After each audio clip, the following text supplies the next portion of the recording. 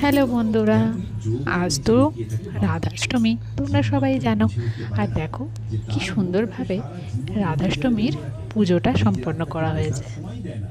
যখন অর্জুন ভগবানকে জিজ্ঞেস করে, হে কেশব, ওই যদি আত্মা দেখো অবিনশ্বর হয়, কৃষ্ণ, আগুনে পড়ে না আর তার পাশে ভস্মে মারা ছোট্ট যায় না, পুচকি মানুষ রাধিকা। দুঃখ কি সুখ সুন্দর লজ্জা অপমান মালার এসব মুকুট অনুভব পড়েছে, করে কেন? দেখো মালা বলতে তখন কি ওই শ্রীকৃষ্ণ বলেন, রজনীগন্ধার মালা। হে দাঁড়াও পার্থ, দাঁড়াও, দেখাচ্ছি এই আরেকবার। সব অনুভূতি আত্মার নয়, শরীরের।